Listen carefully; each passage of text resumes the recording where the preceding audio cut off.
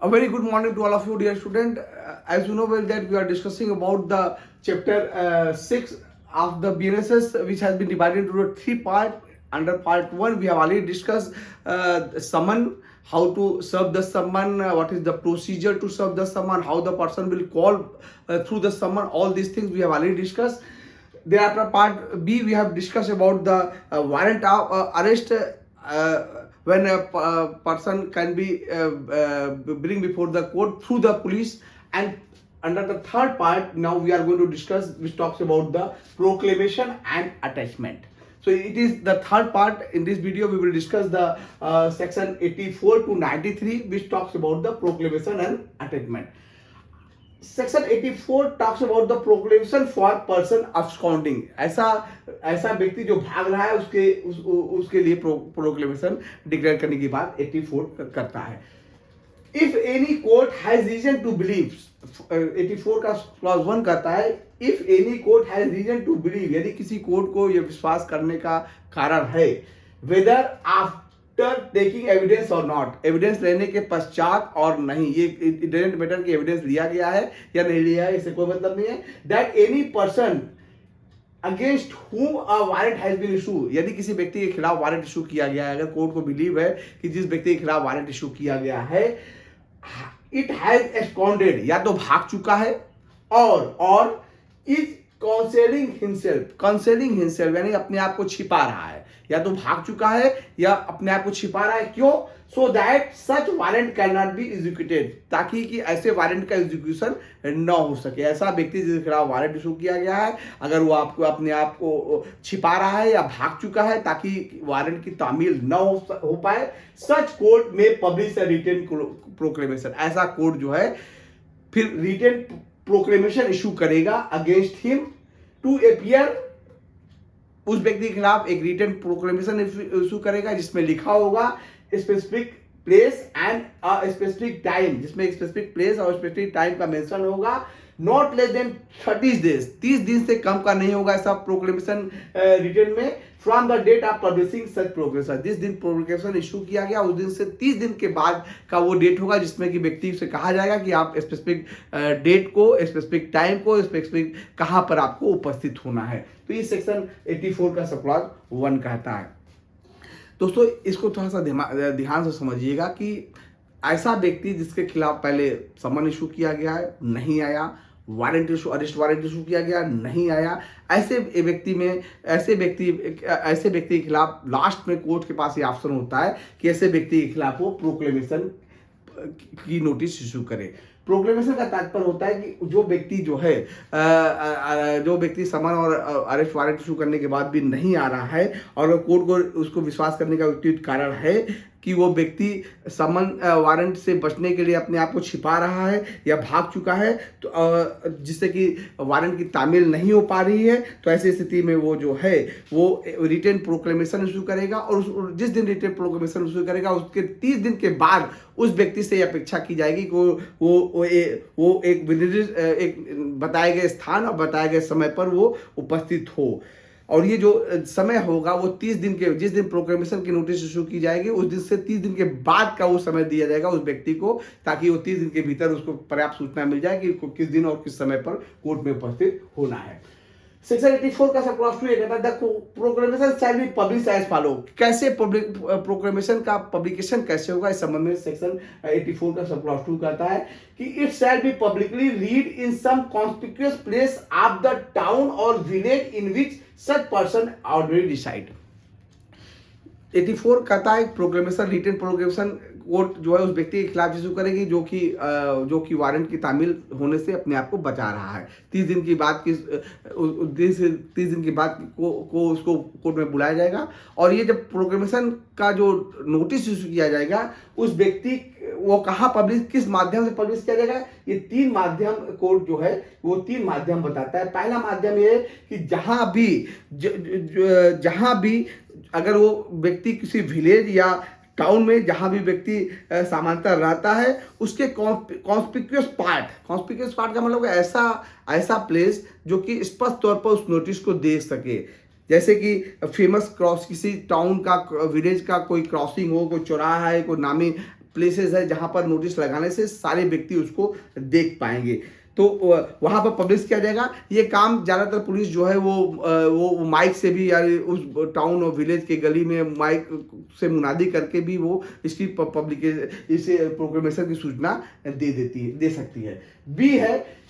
It shall be affects in some conspicuous part of the house,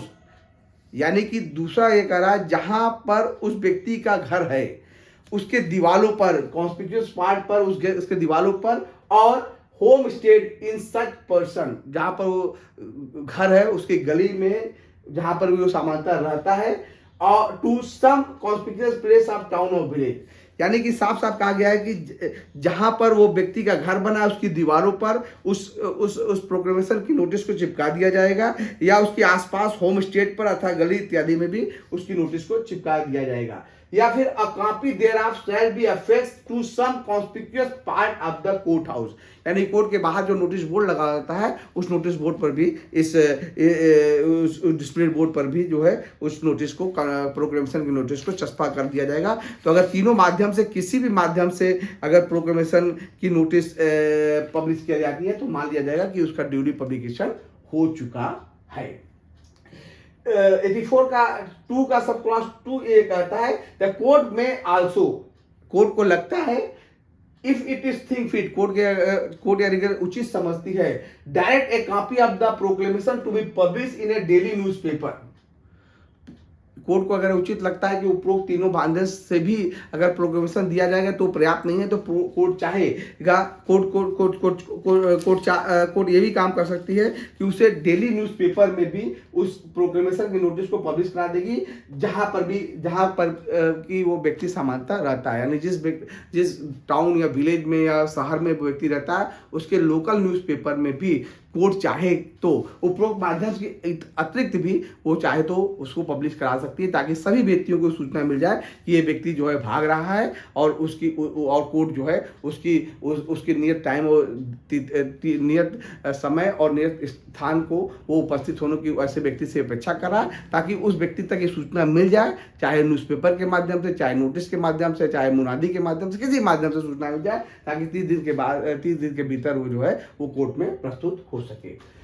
84 का sub clause 3A कह रहा है a statement in writing by a court issuing the proclamation to the effect that the proclamation was duly published on a specified day in the manner specified in clause 1 of subsection 2 shall be conclusive evidence that the requirement of this section has been complied with and that the proclamation was published on such date। दोस्तों ये बहुत ही साफ section एक ये section 3 को अगर आप देखें तो साफ कहा गया है कि अगर सब सेक्शन 2 में जो सब सेक्शन 2 के बताए गए जो 3 तरीके बताए गए हैं कि कैसे प्रोक्लेमेशन की नोटिस जो है वो इशू की जाएगी, पब्लिश की जाएगी, तो अगर सेक्शन क्लॉज 3 ये कह रहा है कि सब सेक्शन 2 के क्लॉज 1 में कोर्ट के पास अगर पब्लिकेशन इशू को किसी स्पेसिफाइड डेट को पब्लिकेशन कराया गया है, यानी कि पेपर में पब्लिश करा दिया गया है, ये तमाम माध्यम से पब्लिश करा दिया गया है, तो ऐसी स्थिति में वो कंक्लूसिव एविडेंस होगा कि पर्याप्त पब्लिकेशन हो चुका है, यानी कि उपरोक्त तीनों माध्यम से अगर कोर्ट के प्रोक्लेमेशन नोटिस को पब्लिश करा दिया गया है तो ऐसी स्थिति में ये कंक्लूसिव एविडेंस माना जाएगा और कि प्रोक्लेमेशन जो है ड्यूली सर्व हो चुका है। ये 3 कहता है। क्लॉज 4 कहता है where a proclamation publish under subsection 8 in respect of the person accused of an offence which is made punishable with the imprisonment of 10 years or मोर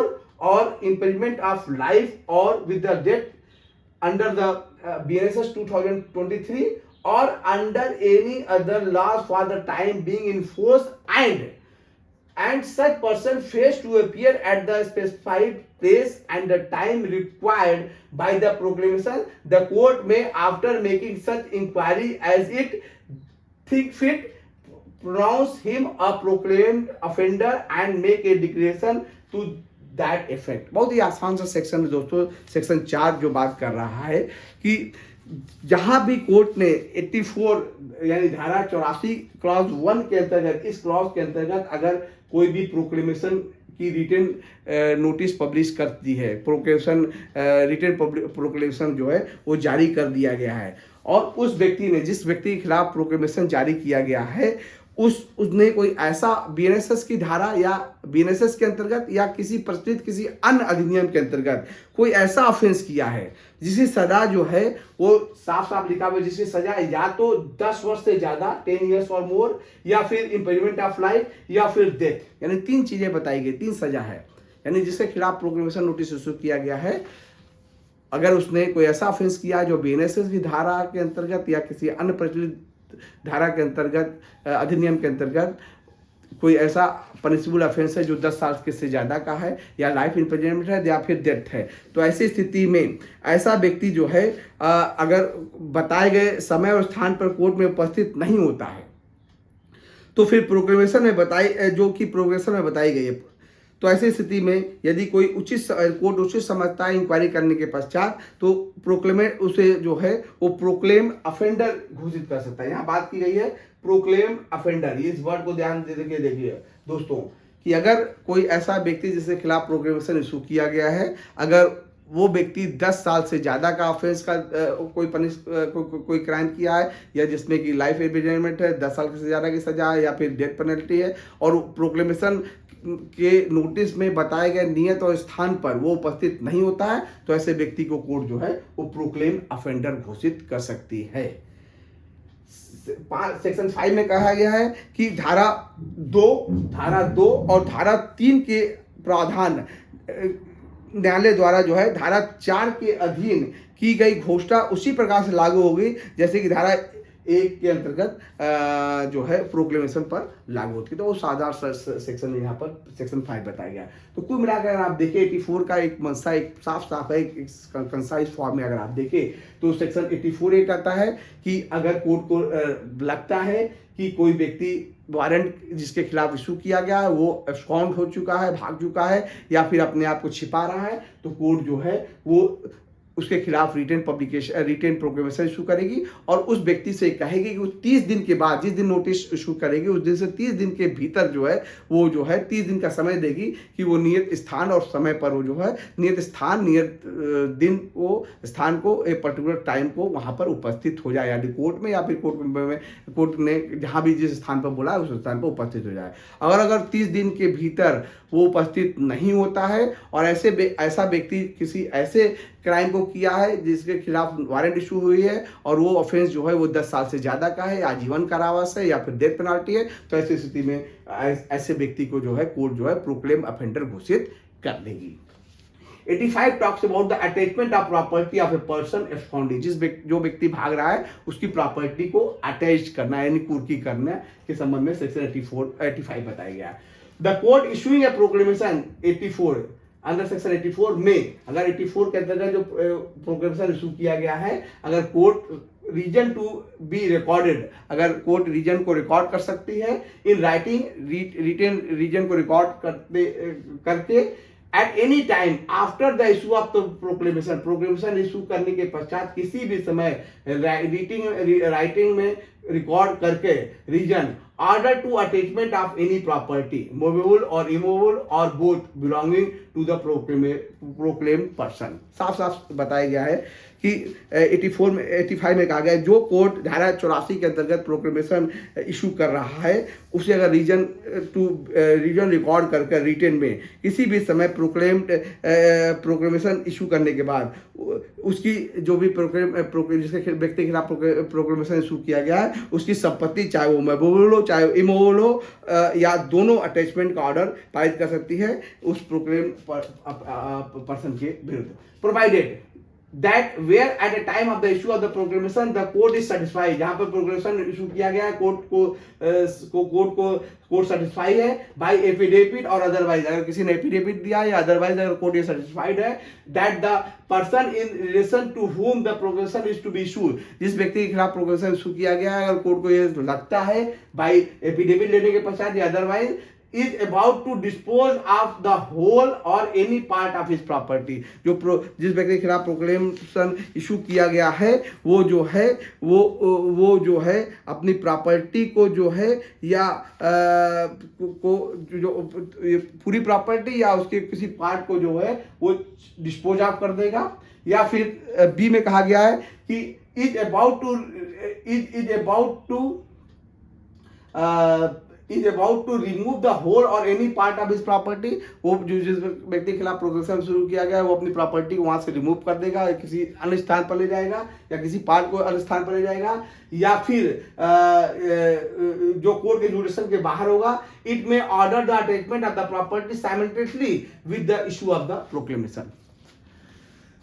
दोस्तों यहाँ साफ साफ कहा गया है कि एक चीज ध्यान रखिएगा, जब भी प्रोक्लेमेशन की नोटिस इशू होगी उसी के साथ जो है अटैचमेंट ऑफ प्रॉपर्टी की नोटिस इशू नहीं, सामान्य तौर पर नहीं की जा सकती है. लेकिन अगर कोर्ट को लगता है कि जिस व्यक्ति के खिलाफ प्रोक्लेमेशन इशू किया गया है उसके पास जो चाहे तो मूल प्रॉपर्टी चाहे मूल प्रॉपर्टी है और बाई एफिडेविट और एनी अदरवाइज उसको कोर्ट को ये सेटिस्फाई हो जाता है कि जिसके खिलाफ प्रोक्लेमेशन इशू किया गया है वो अपनी प्रॉपर्टी को पूरी या किसी पार्ट को डिस्पोज ऑफ कर देगा. जैसे ही प्रोक्लेमेशन की नोटिस होगी इशू होगी वो प्रॉपर्टी को पूरी प्रॉपर्टी को या उसके पार्ट को डिस्पोज ऑफ कर देगा, या फिर दूसरे में कहा गया है कि कोर्ट के जुडिक्शन से वो अपने उस प्रॉपर्टी को या उसके किसी पार्ट को बाहर ले जाएगा. तो ऐसी स्थिति में कोर्ट चाहेगी तो प्रोक्लेमेशन के नोटिस इशू के साथ साथ ही, सामान्य नियम है कि प्रोक्लेमेशन की जो नोटिस इशू होगी उसके साथ अटैचमेंट की नोटिस इशू नहीं होगी, लेकिन यहाँ पर कहा गया है कि अगर दो सिचुएशन एग्जिस्ट करता है तो प्रोक्लेमेशन के नोटिस इशू करने के साथ साथ ही कोर्ट जो है वो अटैचमेंट ऑफ प्रॉपर्टी का भी नोटिस इशू कर देगी. सेक्शन 2 ये कहता है such order shall otherwise the attachment of any property belonging to such person within the district in which it is made, and it shall authorize the attachment of any property belonging to such person without such district when endorsed by the district magistrate within whose district such property is situated. 85 का sub clause 2 ये कह रहा है, sub clause 1 ये कह रहा है कि जिस वक्त प्रोक्लेमेशन की नोटिस इशू की जाएगी उसी वक्त तो पहले सामान्य नियम है अटैचमेंट की नोटिस इशू नहीं होगी, लेकिन सामान्य नियम का ये 2 अपवाद बताता है कि अगर कोर्ट को ये लगता है कि जैसे ही प्रोक्लेमेशन की नोटिस इशू होगी वो व्यक्ति अपनी प्रॉपर्टी को डिस्पोज ऑफ कर देगा या फिर किसी पार्ट को डिस्पोज ऑफ कर देगा या फिर पूरी की पूरी प्रॉपर्टी या उसके किसी पार्ट को कोर्ट के जुडिक्शन से बाहर ले जाएगा, तो ऐसी स्थिति में कोर्ट जो है प्रोक्लेमेशन की नोटिस के साथ साथ ही अटैचमेंट की नोटिस इशू कर देगी. दूसरा पार्ट ये कह रहा है कि अगर कोर्ट ने एक के अंतर्गत प्रोक्लेमेशन की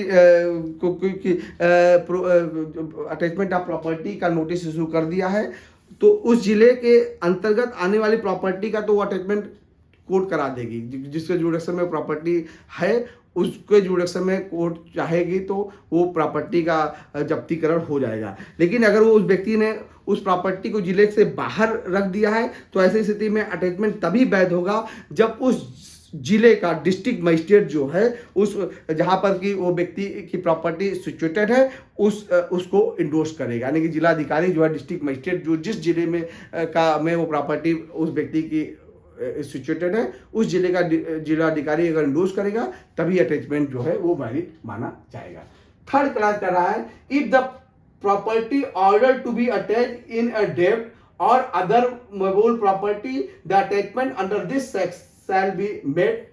यानी कि सेक्शन 3 ये कह रहा है कि इस धारा में अगर कोई ऐसी संपत्ति के बारे में प्रावधान किया गया है जो डेब्ट या अनमूवेबल प्रॉपर्टी है, यानी कि जिस व्यक्ति की संपत्ति की कुर्की की जा रही है मूवेबल या अनमूवेबल, अगर वो डेब्ट के अंतर्गत आती है या तो ऐसी स्थिति में उसकी कुर्की जो है उसकी जो अटैचमेंट होगा वो बाय सीजर या तो उसे कब्जे में ले लिया जाएगा, सीज कर लिया जाएगा, या bye the appointment of the receiver या तो संपत्ति के लिए कोई रिसीवर अपॉइंट किया जाएगा, या तीसरा बताया गया है by an order in writing prohibiting the delivery of such property to the proclaimed person. यानी कि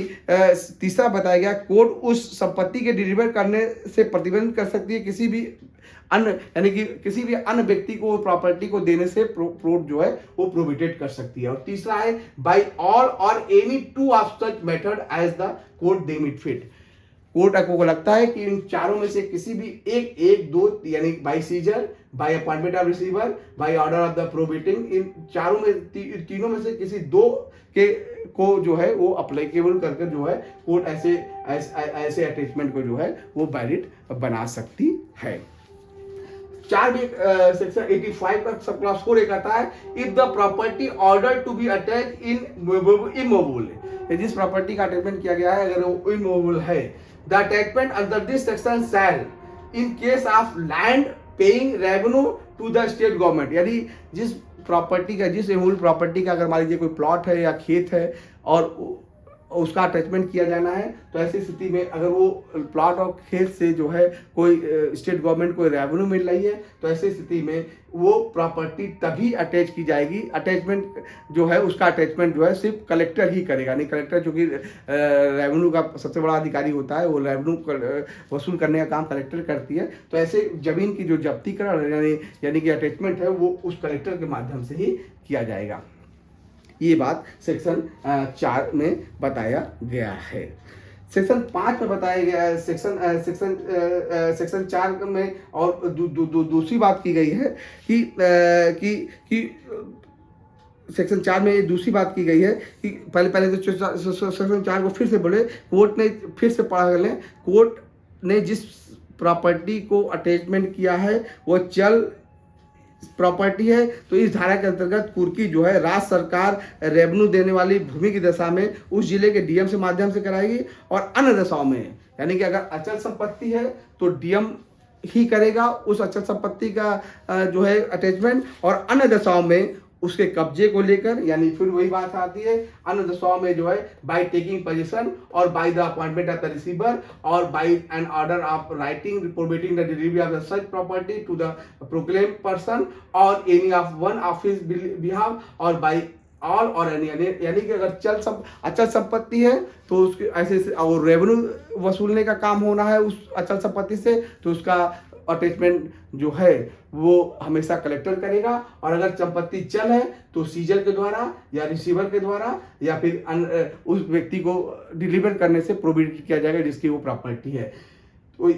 तो इस तरीके से अचल संपत्ति का जो है वो अटैचमेंट किया जा सकता है। फिफ्थ बताया गया if the property order to be attach, जिस प्रॉपर्टी का ऑर्डर अटैच करना है, जिस प्रॉपर्टी को अटैच करने का ऑर्डर दिया गया है, consist of A live stock, वो अगर ध्यान से सुनिएगा कि लाइव स्टॉक का मतलब होता है यदि जिस संपत्ति की कुर्की का आदेश दिया गया है, यदि वो पेरिशेबल या लाइव स्टॉक और is of A perishable nature, वो प्रॉपर्टी ऐसी है जो लाइव स्टॉक है यानी कि तुरंत जो है वो खराब होने वाली है, और या तो पेरिशेबल चीज है, तो ऐसी स्थिति में कोर्ट जो है, court if it is deemed fit to expedient order immediate sale thereof, and in such case the proceeds of the sale shall abide the order of the court। यानी जिस व्यक्ति, यहाँ पर बात की गई है कि जिस संपत्ति की कुर्की का आदेश दिया गया है वो यदि वो लाइव स्टॉक है या पेरिशेबल नेचर का है या खराब होने योग्य संपत्ति है, तो कोर्ट ऐसी संपत्ति को इमीडिएट सेल का आदेश दे सकता है। उसी और सेल में जो भी आदेश दिया जाएगा उसी का जो है प्रॉपर्टी अटैच किया जाएगा। सेक्शन 6 बताता है the power duties and liabilities of receiver appointed under this section shall be the same as those of the receiver appointed under CPC civil procedure code 1908। यहाँ पर साफ साफ कहा गया है कि इस धारा जो यहाँ पर रिसीवर नियुक्ति करने की बात की गई है, सेक्शन 85 के सब क्लॉज 3 और 4 में जो बात रिसीवर की गई है, ऐसी स्थिति में कोर्ट ने स्पष्ट कर दिया है कि रिसीवर के पावर, ड्यूटीज और लायबिलिटी वही होंगे जो सिविल प्रोसीजर कोड की 1908 के अंतर्गत रिसीवर की होती है।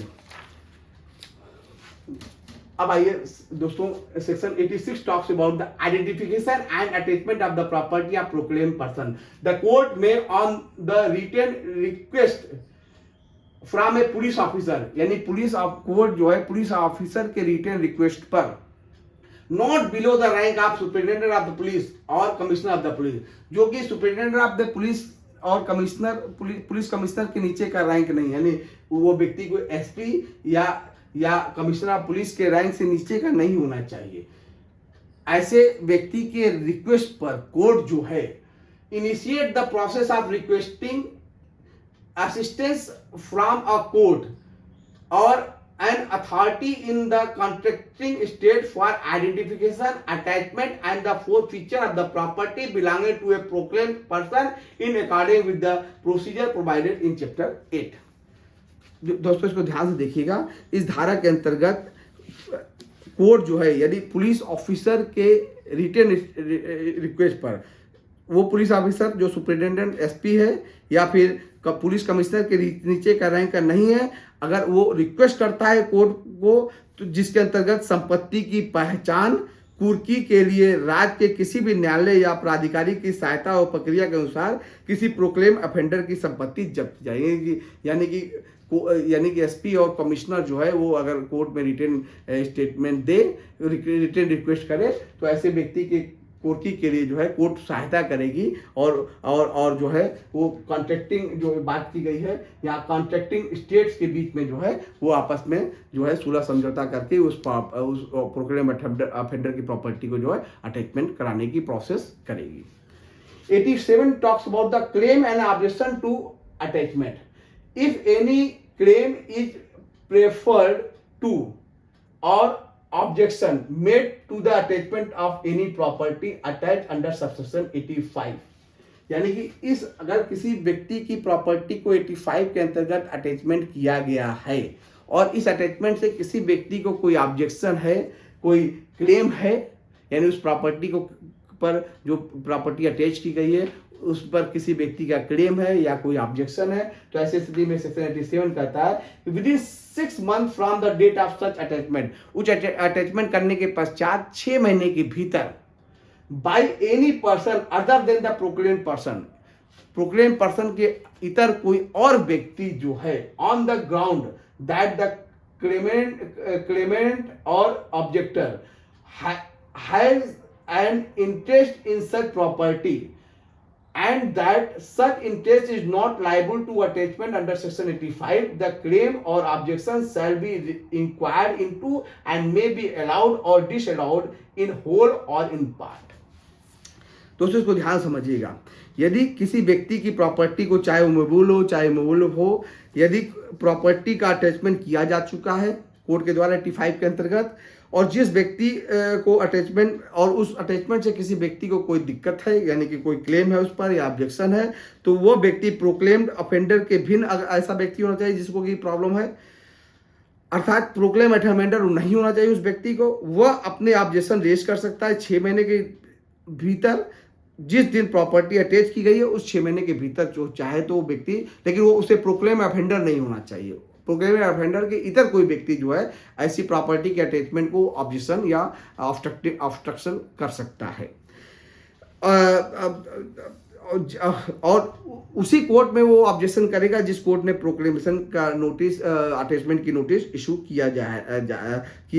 है। इस आधार पर क्लेमेंट ऑब्जेक्शन के हित में इंटरेस्ट है और ऐसी संपत्ति जो है 84 के अंतर्गत अटैच के योग नहीं है और ऐसे क्लेम और ऑब्जेक्शन को या तो पूरा अलाउड या कुछ पार्ट अलाउड या डिसअलाउड कोर्ट द्वारा किया जाता है। दोस्तों याद रखिएगा, जिस व्यक्ति ने प्रोक्लेमेशन अटैचमेंट की नोटिस इशू की, अटैचमेंट किसी प्रॉपर्टी का किया है, ये ऑब्जेक्शन जो है उसी कोर्ट में किया जाएगा और उस कोर्ट को ये बताना होगा कि ये क्यों नहीं है प्रॉपर्टी ऑब्जेक्शनेबल, वो प्रॉपर्टी जो है वो अटैचमेंट के लायक नहीं थी, इसे कोर्ट को एक ग्राउंड के द्वारा सिद्ध करना पड़ेगा और इस ग्राउंड को सुनने के पश्चात कोर्ट जो है या तो पूरे उस ऑब्जेक्शन को या तो पूरा का पूरा अलाउड करेगी या किसी पार्ट को अलाउड करेगी या तो पूरा का पूरा ऑब्जेक्शन जो है वो खारिज कर देगी। प्रोवाइडेड दैट अगर provide that any claim preferred or objection made within the period allowed by the subsection may in the event of the death of the claimant or objector be continued by his legal representative। Provided clause ये कह रहा है,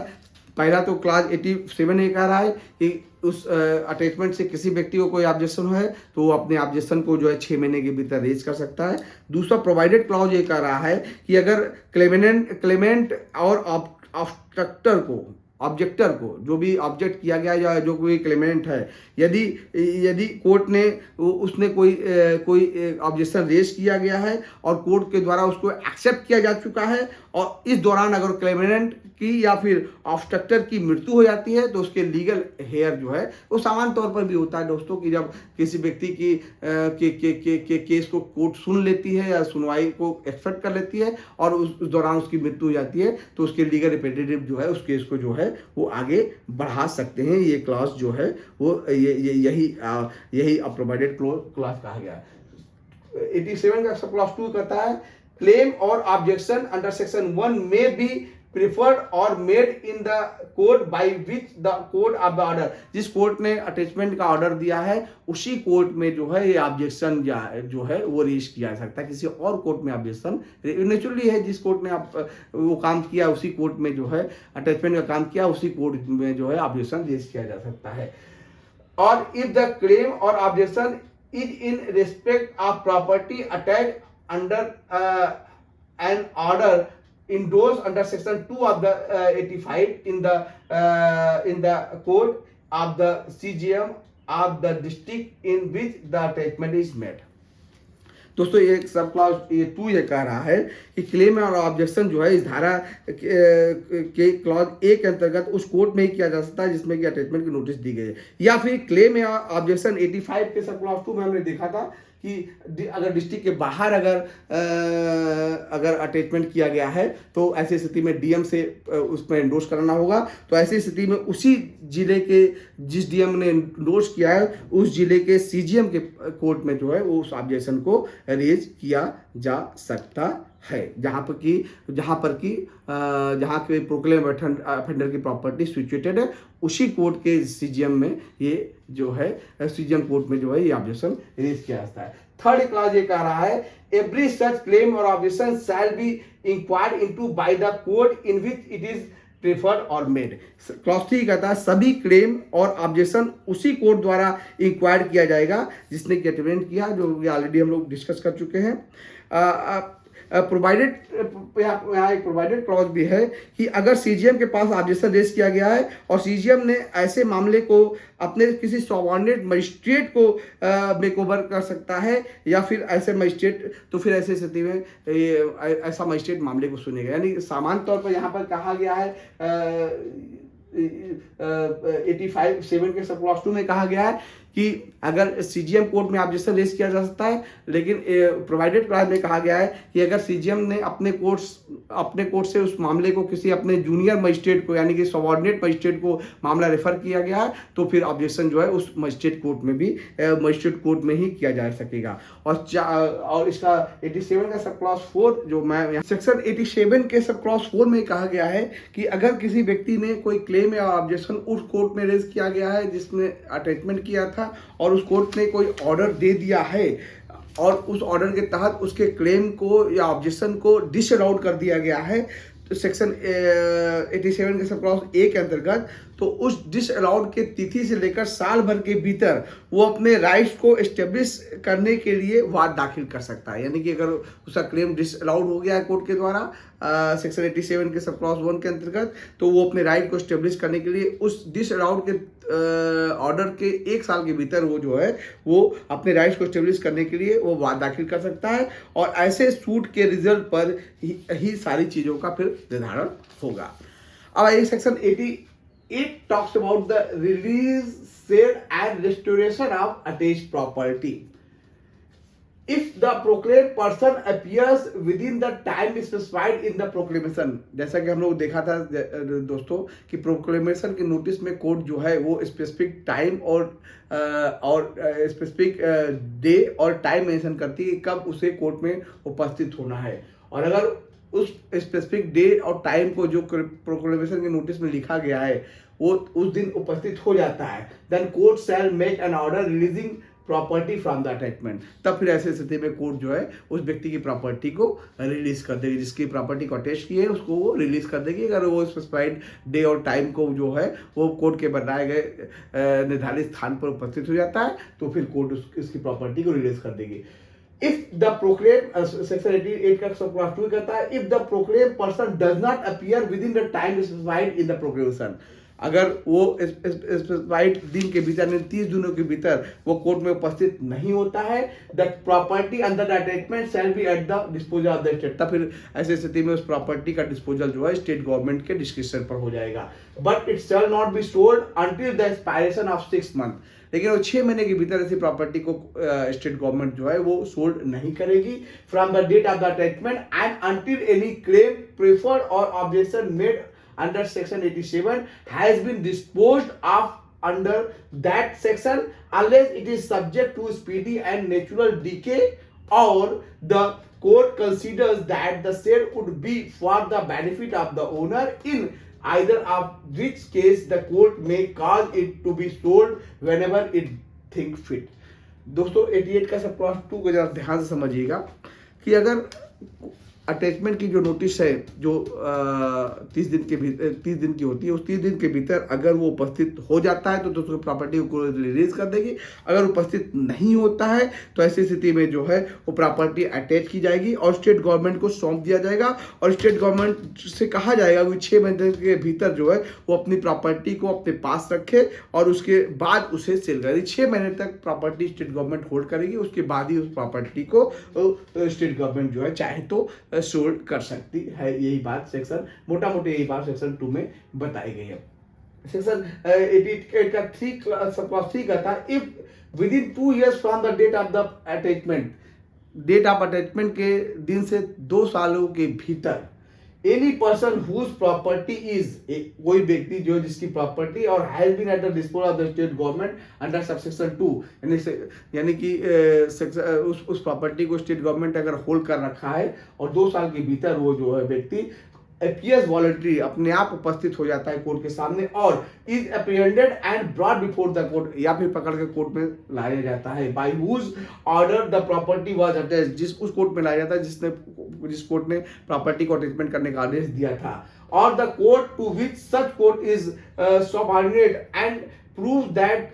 to the satisfaction of such court, और court में आके वो व्यक्ति कहता है या जिस व्यक्ति को पकड़ लाया जाता है वो ये कहता है कि दैट ही डिडंट ऑब्स्कंड, वो भाग नहीं रहा था और कंसील हिमसेल्फ, ना ही वो अपने आप को छिपा रहा था, for the purpose of avoiding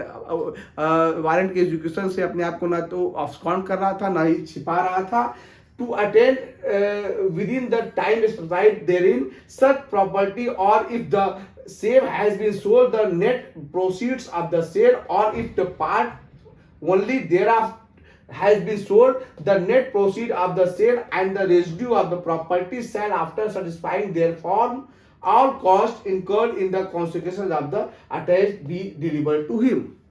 बहुत सीधी सी बात सेक्शन 88 का सब क्लॉज 3 कर रहा है दोस्तों। साफ साफ कहा गया है कि ऐसे व्यक्ति जिसे कि प्रोक्लेम ऑफेंडर घोषित किया जा चुका है, यदि वो 2 साल के भीतर कोर्ट में उपस्थित हो जाता है या उसे कोर्ट में पकड़कर किसी पुलिस अधिकारी के द्वारा लाया जाता है तो उसकी अटैच प्रॉपर्टी उसे वापस कर दी जाएगी। लेकिन वापस करने की शर्त ये होगी कि वो कोर्ट को सेटिस्फाई कर दे कि जो प्रोक्लेम्ड ऑफेंडर उसे घोषित किया जा चुका है उसकी जानकारी उसे नहीं थी या वो जानबूझकर भाग नहीं रहा था, या जो प्रोक्लेमेशन इशू हुआ की नोटिस हुई थी तो उसके संबंध में उसको कोई जानकारी नहीं थी। ऐसी स्थिति में जो प्रॉपर्टी अगर बेची नहीं गई है तो उसे वापस कर दी जाएगी, और अगर बेची गई है तो उस बेचने से जो पैसे मिले हैं वो सारे पैसे को जो है उसे लौटा दिया जाएगा। साफ साफ कहा गया है। सेक्शन 88 का सब क्लॉज 3 ये कहता है। 89 का सब क्लॉज सेक्शन 89 कह रहा है appeal from the order rejecting application for restoration of attached property any person refer to in section sub clause 3, यानी सब क्लॉज 3 के अंतर्गत जो 2 साल के भीतर की बात उपस्थित होने की बात करी है of the 88 who is aggrieved by any refusal to deliver property or the proceeds of the sale thereafter may appeal to the court to which appeal already lie from the sentence of the first mentioned court। या दोस्तों ये बात साफ साफ कह रहा है कि अगर कोई व्यक्ति जिसके जो जो प्रोक्लेम ऑफेंडर हो चुका है 2 साल के भीतर उपस्थित होता है, उसकी प्रॉपर्टी बेच दी गई है और जो रेजिड्यू बचा है उसे लौटाई गई है, तो ऐसी स्थिति में अगर वो एग्रीव्ड है और उसे लगता है कि उसके साथ अन्याय हुआ है, तो ऐसी स्थिति में वो अपील उसी कोर्ट में कर सकता है जहां पर कि वो फर्स्ट मेंशन कोर्ट, जिस कोर्ट ने उसकी प्रॉपर्टी को अटैच किया गया था, उसी कोर्ट में वो जो जाके वहां पर अपील दायर कर सकता है। अब आइए दोस्तों, ये तो पूरा का पूरा जो है वो प्रोक्लेमेशन जो और अटैचमेंट की बात की गई थी। अब आइए जो पार्ट डी उसका है चैप्टर 6 का, क्योंकि पार्ट 1 समन था, पार्ट 2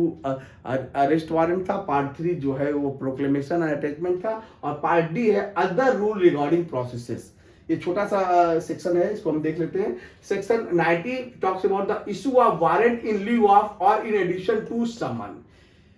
अ कोर्ट में, ये जनरल प्रोविजंस है, अ कोर्ट में in any case in which it is empowered by this संहिता to issue a summon for the appearance of any person issue after recording its reason in writing a warrant for his arrest। So, दोस्तों section 90 यहाँ बात करती है कि यदि जब court जब समन इशू कर रहा है, उसी के साथ समन के स्थान पर उसे वारंट भी इशू करने का अधिकार है। यानी इसमें कहा गया है कि जब भी कोई कोर्ट किसी व्यक्ति को समन करके बुला रही है और अगर कोई जिसके समन इशू किया गया उसको ऐसा प्रतीत होता है कि उसके अगेंस्ट जो समन इशू किया है, जैसे उसे समन मिलेगा वो फरार हो जाएगा या भाग जाएगा या नहीं मिलेगा या समन की तामील नहीं हो पाएगी, तो ऐसी स्थिति में कोर्ट जो है या कोर्ट में उपस्थित नहीं हो पाएगा, तो ऐसी स्थिति में कोर्ट जो है by reason in recording, reason को रिकॉर्ड करते हैं उस समय कि क्यों वो समन के स्थान पर वारंट इशू कर रहा है, उस व्यक्ति के खिलाफ जो है वो वारंट इशू करेगा। यानी कि पुलिस अधिकारी को, यानी किसी पुलिस अधिकारी को ये टास्क असाइन किया जाएगा कि उस व्यक्ति को पकड़कर वो कोर्ट में ले आए। यानी कि समन के स्थान पर जो है वो वारंट कोर्ट चाहे तो इशू कर सकती है। यही बात जो है सेक्शन 90 में कहा गया है। दोनों जो क्लास का उसका पर्पज ये अगर क्लास देखें, if either before the issue of such summon और after the issue of the same, यानी कि समन इशू करने से पहले या समन इशू करने के बाद, but before the time fix for his appearance, time अगर उसके लिए अपीयरेंस का फिक्स नहीं किया गया है, the court sees reason to believe that he has absconded और will not obey the summon, तो ऐसी स्थिति में समन के स्थान पर वारंट इशू कर देगी। कोर्ट को लगता है कि वो एब्सकॉन्ड कर जाएगा या कोर्ट की बातों को नहीं मानेगा, तो समन के स्थान पर वारंट इशू कर देगी। या if at any such time he failed to appear and summon is proved to have been duly serve, summon duly serve हो चुका है, वो उपस्थित नहीं होता है, तो समन के स्थान पर ऐसी स्थिति में वारंट जारी किया जा सकता है। सेक्शन 91 में कहा गया पावर टू टेक बॉन्ड और bail bond for appearance. When any person for whose appearance or arrest of the officer presiding in any court is empowered to issue a summon or warrant is present in such court, such officer may require such person to execute a bond or bail bond for his appearance in such court or any other court to which the court may be transferred for trial। दोस्तों ये भी बहुत ही simple सा clause है। कहा गया है कि जब कोई कोर्ट व्यक्ति को अपीयरेंस करने के लिए समन या वारंट इशू करती है, कोर्ट जनरली समन या वारंट इशू करती है किसी व्यक्ति को कोर्ट में बुलवाने के लिए, तो जो व्यक्ति इस वारंट को तामील कराने के लिए ले जा रहा है, अगर किसी वारंट अगर किसी पुलिस अधिकारी को अथॉराइज किया गया है कि वो किसी व्यक्ति को कोर्ट में उपस्थित कराए, तो उस पुलिस अधिकारी को जो है कोर्ट चाहे तो वो ये बॉन्ड या बेल बॉन्ड बढ़ाने का भी आदेश दे सकती है कि अगर जैसे व्यक्ति मिले उसको वो बॉन्ड या बेल बॉन्ड भरा सकता है और बेल बॉन्ड बढ़ाकर जो है उस व्यक्ति को वो छोड़ सकता है। ये वारंट में ही इस बात का इंडिकेशन या इस बात का निर्देश जो है वो कोर्ट दे सकती है। अब नेक्स्ट सेक्शन है arrest. Section 92 talks about the arrest on breach of bond और bail bond for appearance. When any person who is bound by any, यानी किसी व्यक्ति ने अगर बॉन्ड में ये लिख के दिया है कि जब भी कोर्ट उससे बुलाएगी वो कोर्ट में उपस्थित हो जाएगा, या बेल बॉन्ड ऐसा दिया गया है, टेकन अंडर दिस संहिता, इस संहिता के अंतर्गत अगर किसी व्यक्ति ने बॉन्ड या बेल बॉन्ड भरा है to appear before a court कि वो कोर्ट में जब भी कोर्ट अपियर हो जाएगा, डज नॉट अपियर, लेकिन वो व्यक्ति कोर्ट की बातों को, बॉन्ड की बातों को नहीं मानता है और या बॉन्ड को ब्रीच करता है, ऐसी स्थिति में the officer presiding in such court, जो मजिस्ट्रेट है जो कोर्ट को प्रिसाइडिंग कर रहा है, he may issue a warrant directing that such person be arrested and produce before. Magistrate जो है उस व्यक्ति को अगर बॉन्ड बेल बॉन्ड का ब्रीच करता है तो ऐसे व्यक्ति में, ऐसी स्थिति में कोर्ट जो है, मजिस्ट्रेट जो है उस व्यक्ति को पकड़कर कोर्ट में प्रोड्यूस करने का आदेश दे सकता है। 93 बात करता है provision of this chapter generally applicable to summon and warrant of arrest.